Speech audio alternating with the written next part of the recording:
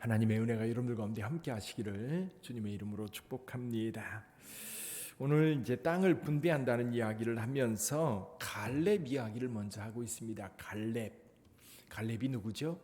갈렙 그러면 쌍으로 나오는 이름이 있습니다. 여호수아. 그래서 여호수아와 갈렙.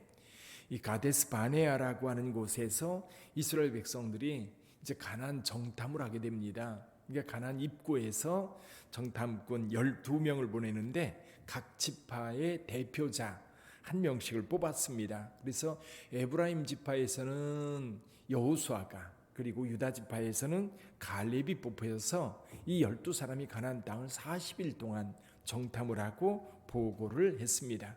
여기 갈렙이 이야기하고 있는 것처럼 거기 나머지 10사람은 부정적으로 대답을 했어요. 보고를 했습니다. 그래서 여기 8절의 말씀처럼 이 이스라엘 백성들의 간담을 높게 했어요. 간담을 높게 해서 그들은 하나님 앞에 징계로 다 죽었습니다. 그리고 또 그들의 말을 듣고 이게 모세를 원망하면서 하나님을 원망했던 이스라엘 백성들, 하나님께서 광야에 40년을 돌리면서 애굽에서 노예 생활하던 그 모든 사람들을 광야에서 죽게 했습니다. 그러니까 애굽에서 나올 때에 노예 생활하던 어른들이죠. 어른 남자들, 어른들이었던 사람들은 요단강 건너기 전에 다 죽었어요. 특히 모압 평지에서는 2만 3천 명이 죽는 굉장히 큰 사건도 있었지요. 두 사람만 넘어갑니다. 애굽에서 노예 생활하던, 그래서 애굽에 있을 때 어른이었던 두 사람만 이 요단강을 건너는데 그게 누구예요? 여호수아와 갈렙이었습니다. 그래서 여호수아와 갈렙이 요단강을 건너 길갈에 진을 쳤고 이제 가나안 정복 전쟁을 같이 수행했던 겁니다. 자, 그런데 갈렙이 여호수아에게 이렇게 말합니다. 12절 한번 볼까요? 12절 같이 읽어보지요. 그날에 여호와께서 말씀하신 이 산지를 지금 내게 주소서. 당신도 그날에 들으셨거니와 그곳에는 아낙 사람이 있고 그 성읍들은 크고 견고할지라도 여호와께서 나와 함께 하시면 내가 여호와께서 말씀하신 대로 그들을 쫓아내리이다 하니. 그러니까 40년, 45년 전에 갈렙과 여호수아 그리고 정탐꾼들이 왔을 때에 이 사람들의 마음을 간담을 서늘하게 했던, 그래서 이제 그 정탐꾼들이 거기 가서 보니까 그들이 얼마나 큰지, 그들 앞에 서니까 우리는 메뚜기 같더라. 그들 앞에 서니까 메뚜기 같더라. 그 사람들이 누구였어요? 아낙 사람이었고요. 그들이 사는 곳이 어디예요? 헤브론이었던 겁니다. 그러니까 이 헤브론이라고 하는 이 도성이 크고 견고할 뿐만 아니라 거기 있는 사람들이 장대해서 이스라엘 사람들이 그들을 보기에 너무나도 두려운 존재였던 겁니다. 45년이 지난 지금, 그때에도 똑같이 하나님 앞에서 백성들에게, 모세에게 말했었어요.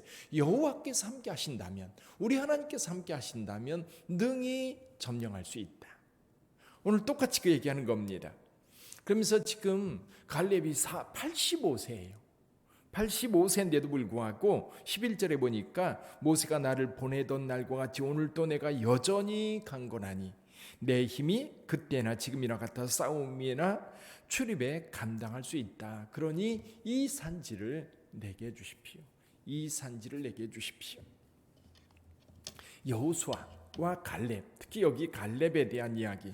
근데요, 여기 갈렙에 대한 비밀이 하나 있습니다. 갈렙을 소개할 때 뭐라고 소개하고 있어요? 갈렙을 소개할 때 뭐라고 소개하고 있어요?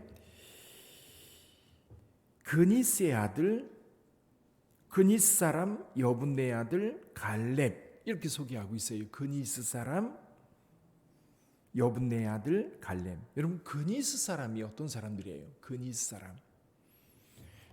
사람들이요, 그 창세기 38장에 보면 그 에돔에 대한 이야기 37장이에요. 에돔족에 대하여 36장이거든요. 36장에 그 에서의 후손들에 대해서 쭉 나오는데 그 중에 하나가 그니스예요. 그 중에 한 이제 자손이 그니스고 그니스 족속이 있었어요.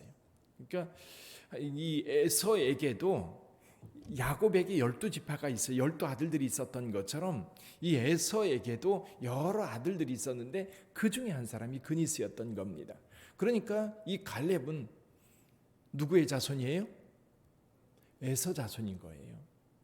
그리고 이 야곱의 이제 자손들이 애굽에 내려갔는데 아마도 이게 추정해 보는 거예요. 아마도 에돔족은 이 이스라엘 그 가나안 지역보다도 훨씬 더 남쪽 에돔 지역에 살고 있었습니다. 에돔 지역에 살고 있었는데 그쪽은 아마도 가뭄에 비하게 더 컸을지도 몰라요. 그래서 아마 그 상당히 많은 사람들이 애굽으로 내려갈 때 여기 이 야곱의 자손들이 내려가고 그 후에든지 그 즈음에든지 아마도 그 에돔족의 그니스 족속들 중에 일부가 애굽으로 내려갔던 것 같아요. 근데 이제 원래 에서와 야곱은 형제잖아요. 쌍둥이 형제다 보니까 그들의 후손도 쉽게 융합할 수 있었지 않았을까. 그래서 애굽에서 출애굽할 때 아마도 이 갈렙의 집안도 같이 이스라엘 백성들과 함께 나왔을 것이고 자연스럽게 유다 지파에 소속된 하나의 지파로 아마도 나왔을 겁니다. 근데 이 갈렙이 특이한 게 있어요. 그게 뭐냐면 하나님을 믿는 믿음입니다. 여러분 성경에 보면요, 이스라엘 사람들이 믿음이 좋아야 될 것 같은데 가끔 이방인들이 훨씬 더 믿음이 좋을 때가 많아요. 룻이라든지, 그렇죠? 여기 갈렙 같은 경우도 그렇고요. 이렇게 이방인들 가운데 이렇게 편입되어 되는, 어쩌면 이 그 라합이라고 하는 여성, 라합도 이 다윗 왕조의 조상이 돼요. 그리고 예수님이 오시는 통로가 되기도 하고요. 그러다 보니까 이방인들 가운데에도 또 이스라엘 자손이 아닌 다른 사람들 가운데에도 이스라엘 백성들 가운데 편입되는 경우가 있는데 대부분은 여호와를 믿는 믿음이 이스라엘 사람들보다 더 출중하고 탁월한 경우가 종종 있죠. 여호수아, 여기 갈렙은 분명히 하나님을 그 믿는 그 믿음에 있어서 누구보다도 탁월한 믿음을 가지고 있었어요. 분명하고 확실한 믿음을 가지고 있었어요. 여러분, 저와 여러분들에게 그 믿음이 필요한 거예요. 그 믿음이 있을 때에 여러분 85세 되었을 때에 예전에 모세가 이 여호수아와 갈렙에게 이야기했던 그 약속을 기억하고 그때 이스라엘 자손들에게 두려움을 주었던 그 땅 내게 달라. 지금 내가 그 땅을 점령해서 우리 기업으로 삼겠다. 그래서 여호수아가 허락해서 지금 헤브론이 유다 지파의 중심 도시가 됩니다. 유다 지파의 중심 도시. 그럼 지도에 보면 거기 헤브론 나오지요. 남쪽에 브엘세바가 있고 그리고 좀 더 유다 중심 지역에 헤브론이 있는데 이 헤브론에서 나중에 다윗이 거기에서 왕이 먼저 됩니다. 유다 지파의 왕이 되었다가 나중에 이스라엘 전체 왕이 되지요. 이렇게 이 헤브론이라고 하는 도시 결국 갈렙이라고 하는 사람에 의해서 이 유다 지파의 중심 도시가 되고 그리고 여기에 도피성으로 선택되는 그런 일까지 있습니다. 오늘은 여러분 갈렙을 묵상해 보시기를 바랍니다. 이방인임에도 불구하고 그 탁월한 믿음, 그래서 오히려 이스라엘을 지도하는 그 믿음을 가지고 있어요. 이스라엘 전체를 이끌 만한 탁월한 믿음. 그래서 믿음의 본이 누구예요? 갈렙입니다. 이 그니스 사람이었지만 이스라엘 백성들에게 편입되어서 탁월한 믿음으로 이스라엘 백성들을 이끌었던 갈렙. 그리고 이 산지를 내게 주소서 분명하게 두려움을 주었던 그 땅을 그의 기업으로 삼았던 갈렙. 오늘도 이 갈렙이 85세가 되었지만 여전히 여러분 힘이 약해진 것뿐만 아니라 여기서 더 중요한 것은 믿음이 약해지지 않았다는 겁니다. 나이가 들면서 믿음이 약해지고 육신이 약해지고 또 마음도 약해지고 그러는 게 아니라 갈렙은 나이가 들어도 힘이 여전하고 뿐만 아니라 마음도 여전하고 뿐만 아니라 믿음도 여전했던 거예요. 그래서 저와 여러분들이 시간이 가면서 그 견고한 믿음이 변함없이 가야 돼요. 변함없이.